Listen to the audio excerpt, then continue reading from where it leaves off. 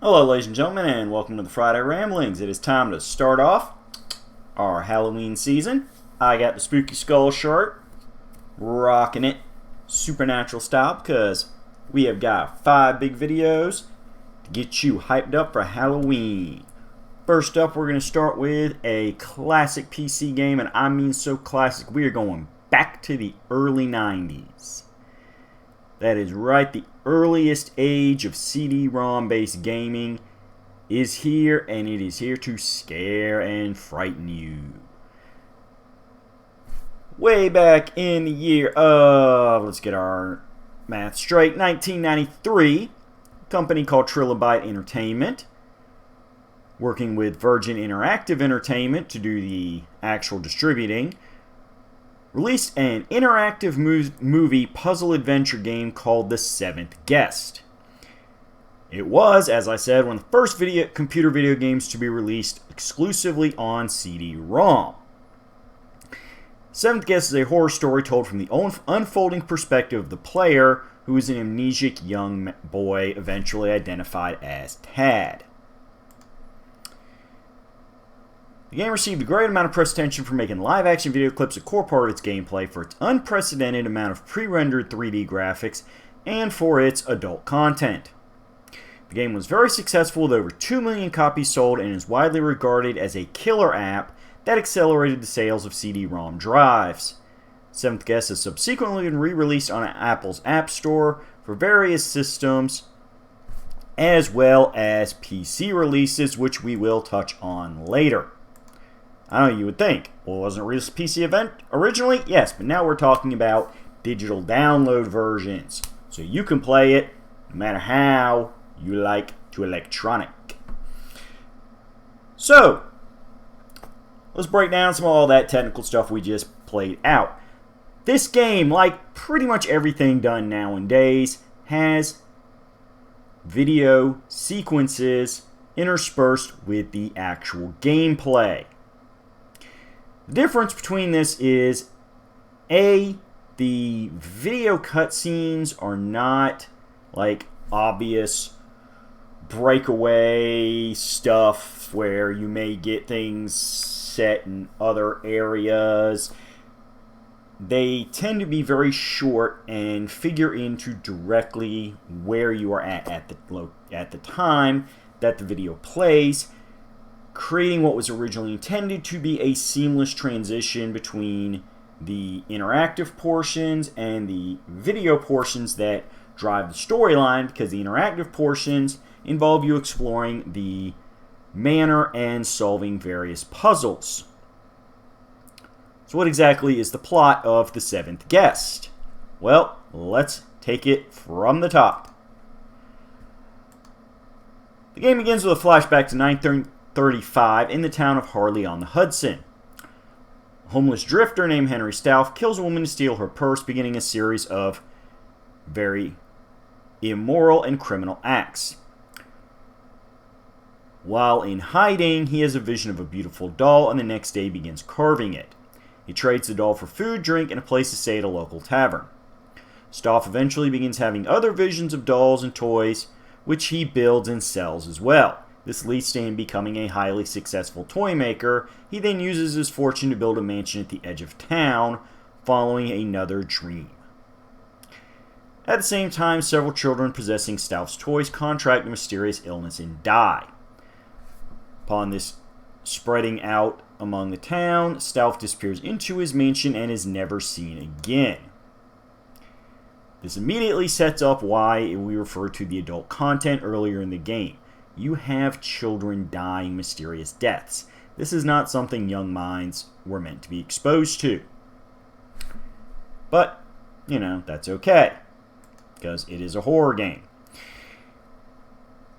In the game's present, which is implied to take place in present time, i.e. this would have been the early 90s, the narrator, who is mostly referred to as Ego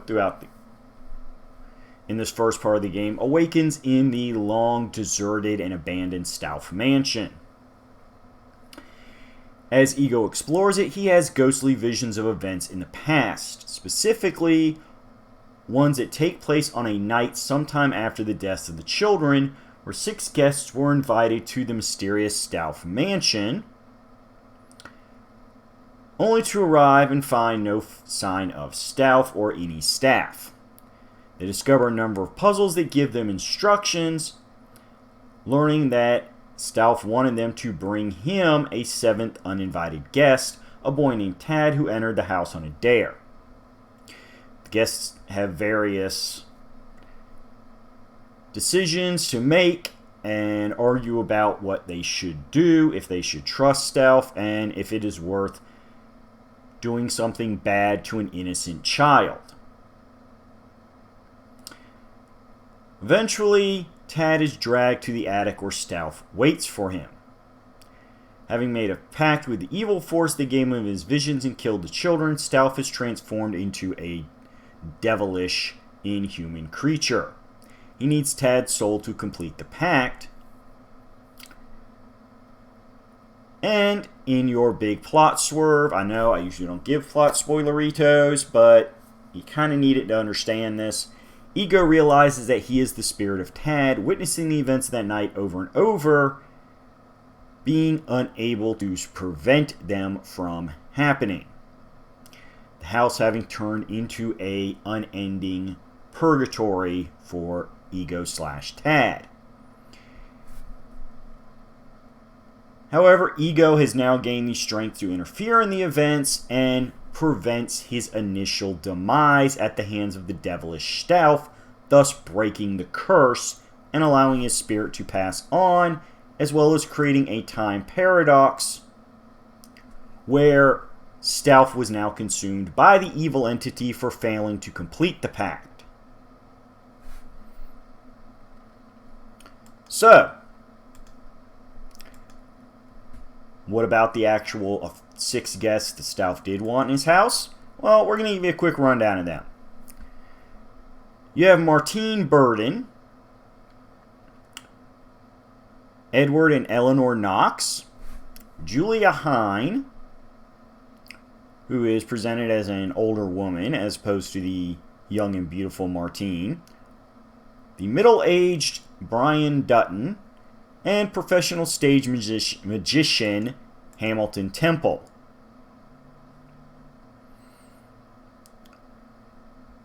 Now, the fun thing about this, and one of the iconic things about Seventh Guest, besides the puzzles and creepy atmosphere, is the music.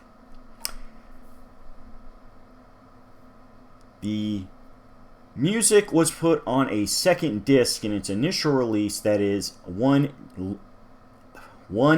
half-hour long audio track that would play on any regular CD player, including both the in-game music and 2 live music recordings done by George the Fat Man Sanger, with lyrics also sung by Cotton Mather vocalist Robert Harrison, based on Stauf's twisted plot. The ending credits theme being a jazzy tune with a lead voice provided by the female Chris McKay, parts of which are used in the game itself.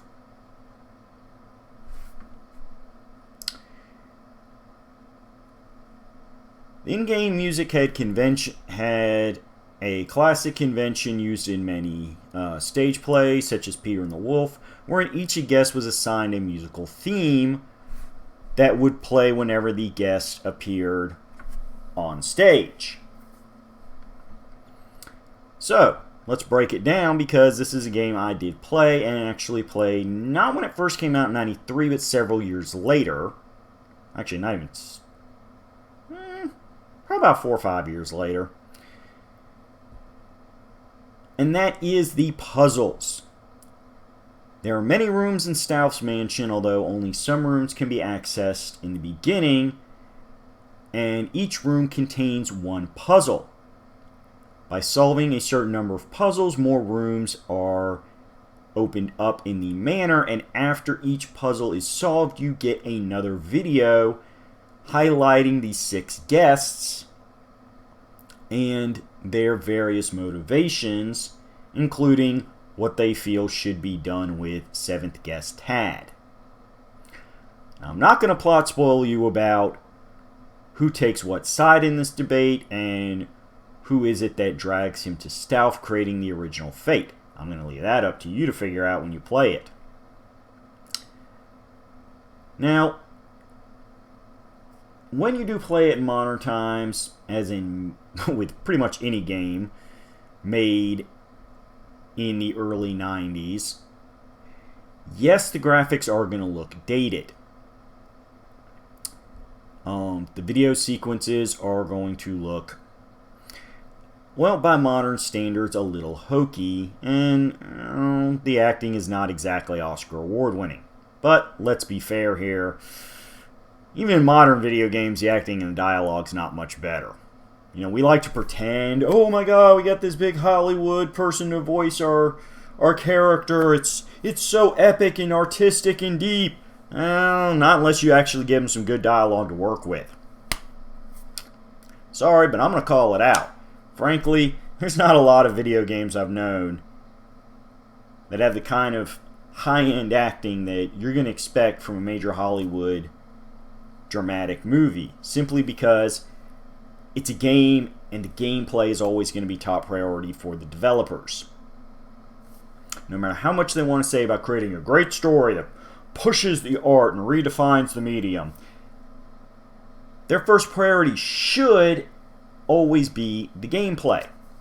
And I will say the puzzles are a great aspect of this. They cover pretty much the entire variety of single-player puzzle elements. You have puzzles that rely on logic, puzzles that rely on stumbling through until finding out patterns. You have puzzles that are simply a result of stubbornly continuing to click until things simply line up.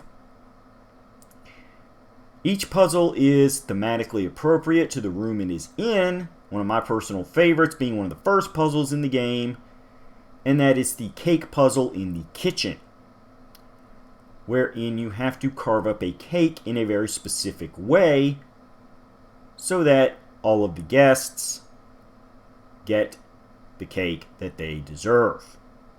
Not going to get too far deep into it because, again, that would be giving spoilers on something I want you to check out for yourself.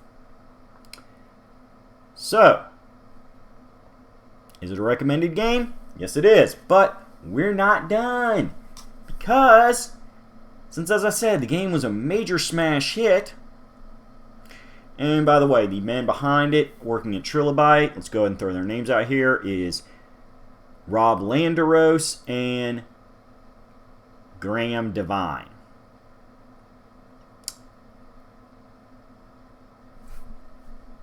And as I said, they ran a company called Trilobite that unfortunately did not last long, as the company was formed essentially to create the Seventh Guest, and after a few other games in the same genre, it kind of petered out, especially since none of them ever achieved the success of the Seventh Guest.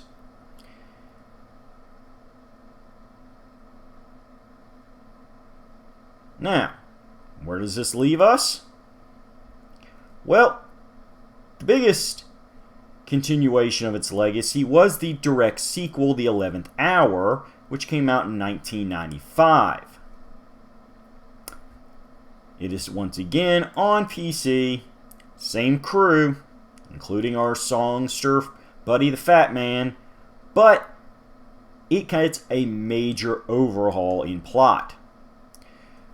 Now, the story opens 60 years after the events of the Seventh Guest. Well, specifically the events of the past night. It is 1995, much like the release of the game, and this time the player assumes the role of Carl Denning, an investigative reporter for a fictional television series, Case Unsolved, that, yes, is designed to give you unsolved mystery vibes. His producer and lover, Robin Morales, mysteriously vanished 3 weeks prior in the town of Harley-on-the-Hudson, as she was investigating a series of grisly murders and disappearances that had been plaguing the town over the last few months, giving people flashbacks to the old Stauf controversy. Denning is motivated to go look for Robin when he receives a portable computer called a game book delivered with a postmark from Harley that, upon booting up, displayed Robin pleading for help and needing to escape the mansion. Through various flashbacks, we see the investigation Robin did in the town of Harley in the Hudson, as well as interviewing and introducing citizens of the town who have varying relationships with the still standing but decrepit Stauf Mansion. Carl enters the mansion seeking Robin and finds what for the players is a very familiar house, but now having aged horribly and starting to fall apart.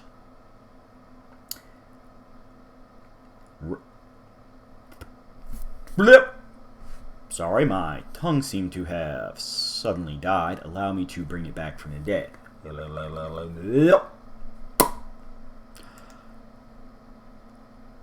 Our good buddy Carl investigates the mansion, which is once again plagued by various puzzles. Guided by the game book and a voice and personality that is not Robin speaking to him through the game book, providing hints on the puzzles and occasionally help solving them, Carl must unwrap the mystery of the evil that still remains inside the Stauf Manor and what it has done with not just Robin, but the citizens in present time. Now, I'm not going to give you the full plot spoilers of how this one ends, folks, because partly we get multiple endings. Carl finds out that his helper is a woman named Samantha,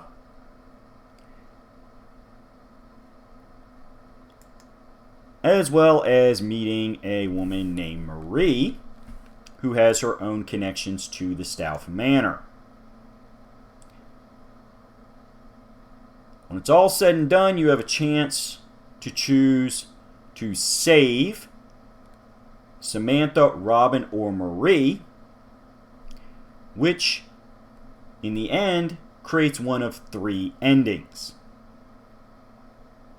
Good times, folks. Multiple ending fun. Now, here's where things get a little different from the seventh guest. Seventh guest went ahead and had its video sequences veer on the blatant computer graphics animated side. Although real actors were filmed for these roles, the way it was translated graphically gave it a, as I said, animated feel to it, which for 1993 worked out. There were some pretty good technological leaps a few years later, though, and the 11th hour tends to veer more towards going with a realistic approach, as the video sequences, which are pretty much all flashbacks now, with only an occasional video bit showing the present day adventures in the manor, are done as just flat out live action movie sequences. This gives the game much more of a dreary noir approach, especially with the fact that they chose to film the 11th hour, or not film it, but present the 11th hour in a monochrome black and white style. So it has more of a classic suspense thriller, think early Hitchcock vibe to it. The puzzles are just as fun as ever, although we now have the ability to directly fight against something that identifies itself and sounds a lot like Henry Stauf, creating the occasional player versus AI aspect to the puzzles. You do this several times throughout the game before finishing things off once and for all. The 11th Hour did not perform nearly as well as The Seventh Guest. People felt that the more realistic take on the movie footage and plot that dealt with much more serious modern-day reality-based stuff like implied sexual assault in a couple cases. Mansion's a little pervy. Made things a little squinky. But it is a solid game. The new puzzles, some of which are callbacks to the ones in the original Seventh Guest for a nice continuity nod, as well as a chance to explore a mansion that 60 years later has seen better days, does give an interesting dual perspective on this video game landmark. Still, the game is definitely worth playing, and I do recommend it. So, is that it? Well, kind of.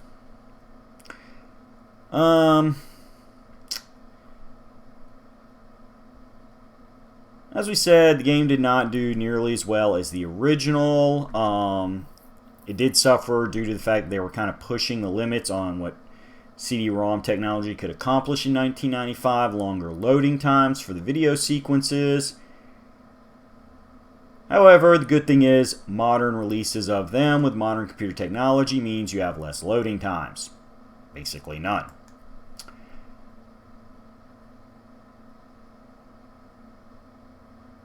When it was all said and done, the 11th Hour was considered a commercial success. However, it only sold about 300,000 copies in the United States. Maybe a little more than that, but still, it was not the 2 million units that the original one sold.